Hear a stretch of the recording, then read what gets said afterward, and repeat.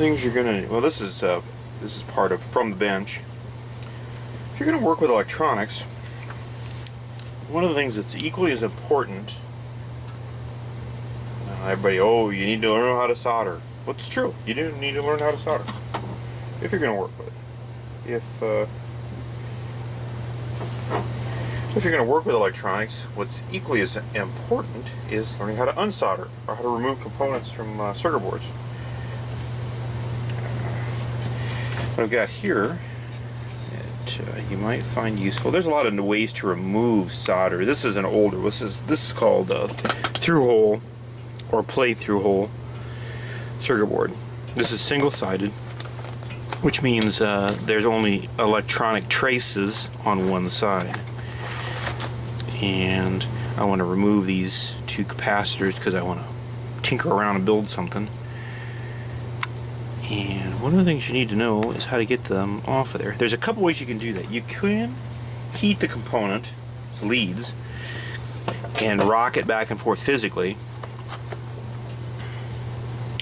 which we can do here. What I do is I heat one side and grab the component and then twist it a little bit, and then it kind of jacks the component up. If the surface it's mounted to is here and you heat it, you do that, then you heat the opposite side and it uses it kind of as a stepping stone to help lever it out. And if you do this quick enough, it'll actually save the circuit board and you won't hurt anything. You just do that back and forth. Now be aware that sometimes manufacturers glue heavier components in, so you might have some glue to contend with underneath, but most times no, and it's no big deal to get it out.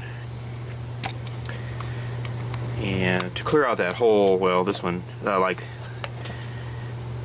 got one hole opened up right there, the other one is closed up. You can just take your soldering iron and heat it a little bit and poke a hole right through it. No big deal. And the component isn't hurt.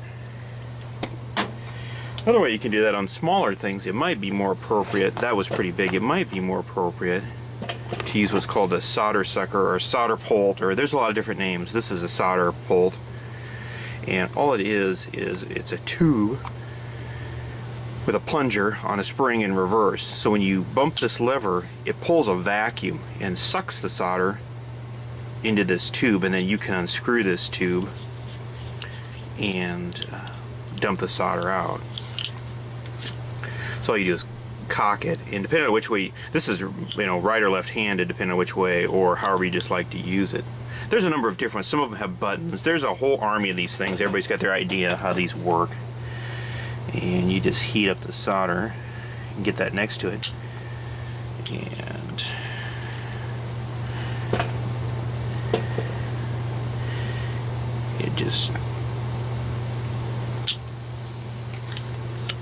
it might take a couple tries, but it's no big deal. If you do it right, the component most times just falls out. Yeah, there we go. There you go.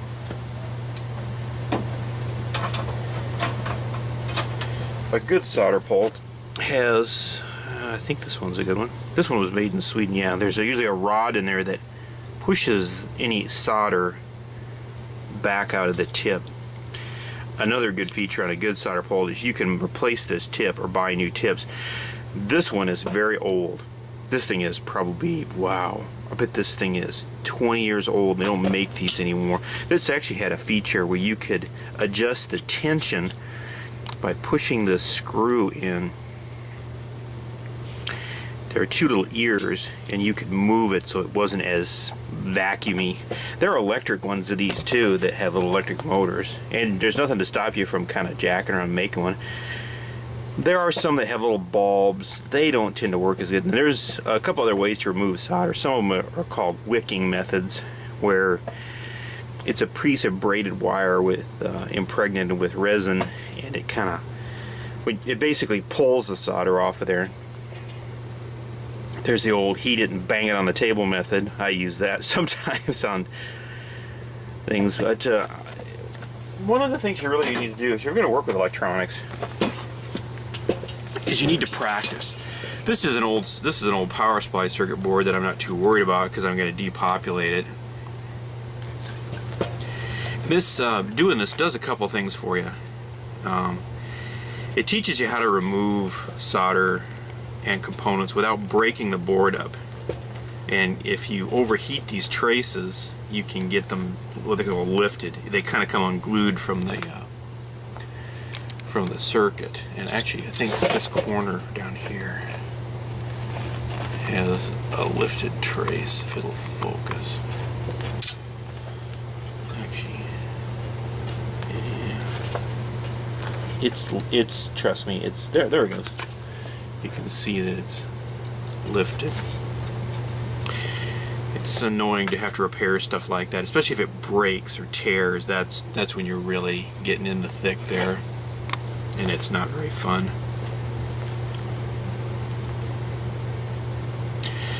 One of the things that this teaches you is some patience and how to use use your soldering iron.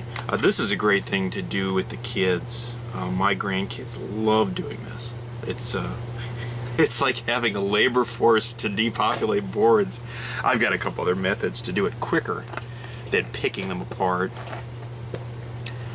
Some people like to just pick off old boards and leave the boards intact. I've gotten where I don't want the boards laying around so much anymore. They're hard to manage and they're just a pain in the butt. So I usually get as much stuff off of there as I want and then get rid of them. And the other thing it does too is if you depopulate an old, especially an old broken piece of equipment, this is obviously damaged. There's a, right, I don't know if you can see it, right there are a number of resistors that blew up. It kind of, it teaches you something about layout. Like this is kind of interesting. There's some little spark gaps there. If you can see those, that's on the main side. There's stuff about heavier traces to carry more current. If you look here, there's a path that kind of literally divides this board in half. I won't tell you why that is. There's a lot of good little tips and tricks to learn off of other people's work, especially examining other people's work. It teaches you something about layout. If you want to build something someday yourself. When a socket might be appropriate, when it might not. The other good thing is, if you depopulate a broken board, like this one's broken, but it's pretty obvious what's broken, although there may be some other, you're not going to just go use these components.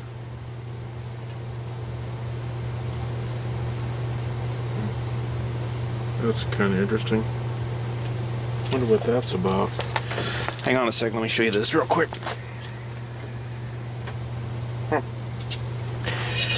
Okay, there's something. What I've got there is, I took these two caps out, and this one, actually, I don't know what this is about. It has like a hole punched in the side. That's not normal. And there's a burn mark there. I don't know if that failed electrically and it jumped across there, or... Well, anyway, back to what I was originally talking about. What this does is, if you're going to harvest these components and reuse them, obviously this board failed. Well, you can make some assumptions about what failed, but you don't know for 100% sure. So you're going to have to test some of this stuff, and you may have to test some of this stuff to find out what it is and categorize it.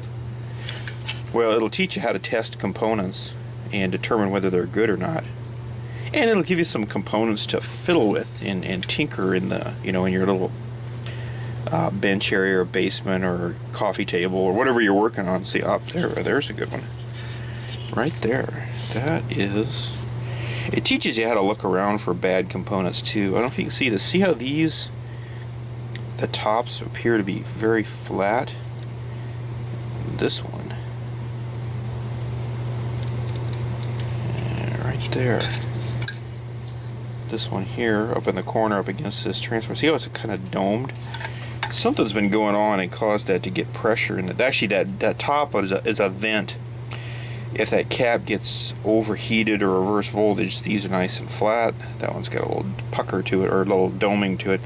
If something happens and those overload, that breaks. It's a weak point to break, so it doesn't come shooting off of there. These caps have a this one you can't see it. These are actually crimped onto a little rubber plug. These are electrolytic capacitors, by the way. You knew that already. I'm preaching to the choir. And there's a small amount of a liquid in there to dampen that, make it moist in there, and this is crimped on.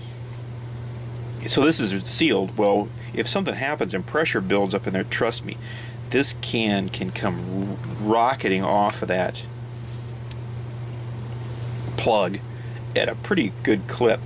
But if you have a vent on the top, it'll just blow the vent out and nothing bad will happen. So it's a safety feature. Not too long ago, well, I don't know, there's a lot of our little friends over in China have been making capacitors and trying to copy other people's, and they make some bad capacitors. In the long term, they don't run. A lot of capacitors have a voltage rating. These actually, if you're going to fiddle with these, electrolytics have a polarity. This is always the negative side. There's a voltage rating and a capacitance rating, and there's actually, yeah, this one has it. There's actually a temperature rating on it. I don't know if you can see that or not. It's 85 degrees centigrade. Capacitors are kind of like batteries. They don't like to be in hot places. That's usually what kills a lot of electronics. Is they're underrated. You know, if you're gonna, it's a mean trick. If you're gonna build something, if you kind of put a underrated capacitor or component in a device, and you figure, well, it'll burn up in 4 years. Well, depending on what it is, the average consumer probably isn't going to keep the thing in 4 years, or they figure they got their money's worth. You see a lot of bad cap, especially in flat screen TVs. I hate to tell you how many freaking TVs, flat screens, I've fixed that had a bad cap. It's exactly this. It's this domed up thing. This circuit board, if that wasn't all burned up right there, I probably could have fixed this. I don't know. I've looked around a little bit to see if I can find a circuit. Switching power supplies are not my forte. They're kind of mysterious. I need to spend some more time picking them apart. They're so fiddly, and they're really not that. They're not that expensive. And actually, you can get a salvaged PC for $20, and it'll have a perfectly good power supply. Now the power supply that replaced this one, even though it doesn't physically fit in the container very well, I think I got off the roadside on on dump day. So there you go. And when you're done, you just pop that stuff in a nice little shoebox, or if you're just jacking around, sorry, my workbench is my lap today. My other workbench. This should be renamed from the lap. It really should, because my workbench is level. Well, I'll just show you. It's level full of stuff. That's okay. If I didn't have a workbench to clutter up, I'd be screwing up. That's how you'll know I'm probably sick, if my bench gets cleaned up and nothing fills it up right away. I believe I've said this before, I'm not content unless I've got a space about the size of a dime well, that's not a dime, about the size of a golf ball to work on. Okay. Well, I'll tell you what. Like I said, if you're going to work with electronics, go out and get some old circuit boards. You can obtain an old, piece of electronic. Use your brain. You can get a piece of electronics anywhere. The thrift store might have an old video player. The interesting side effect of that is, from time to time, I'll go out looking for old pieces of, stuff to tear up on purpose, and it never fails. I'll go to the thrift store or go to an auction, and sometimes, like the other day, I went to an auction and I got 5 flat screen monitors. They're not terribly big. The biggest one is 17 inch. The rest of them are like 15 inches. They're not very big. and they're not terribly useful, and they're ugly as sin. And I started taking them apart and tearing them, and about half of them were easily repaired. So you kind of use that as you can learn something real quick there, and you might make a couple bucks. I was going to just tear those apart, and the 17-inch one was a pretty nice Dell one. It was okay, and I fixed it real quick and dirty just to see if I could fix it. And within the hour, one of my friends said he needed an old monitor, a flat screen one preferably, just to do something with. He didn't need anything special. It didn't have to be high res. I said, well, you come by and pick this up.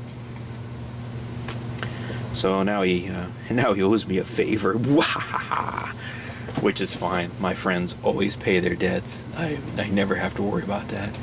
Okay, if you have a question or a comment, feel free to leave them. Matter of fact, I encourage you to leave them. If you'd like to subscribe, it's just a click away.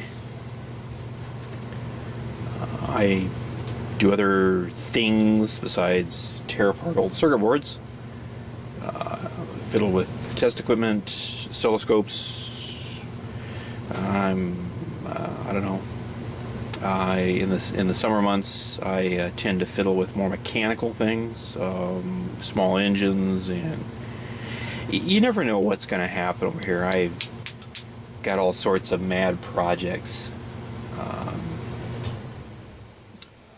Just don't know. There are tons of different things. Tools. I like to tinker with tools and use my hands and stuff. Things get taken apart.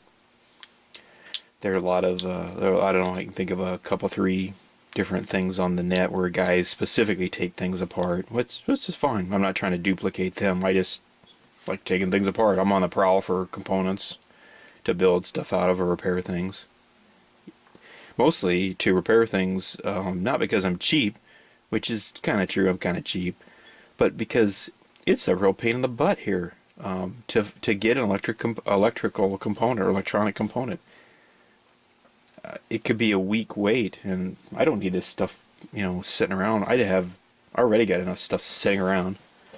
It just takes forever. So the great thing about electronics, that's one of the other things that teaches you, is how to kind of think on your feet, how to be maybe a little thrifty and imaginative, and how to substitute components. That's a valuable skill, especially in today's disposable, built-in obsolescence era.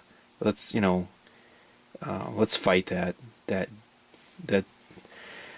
That's another video, but there's no reason for that. And I don't know. Would somebody have thrown a monitor away if it didn't quit working? Maybe not. So there you go. Would somebody throw a car away if the body didn't rot so easy? I don't know. Food for thought. Something to think about. Anyway, have a great day. I'd like to thank all the people that subscribe to my channel. I really appreciate those folks. They're the best. That's all there is to it. So anyway, take it easy. Have a groovy day.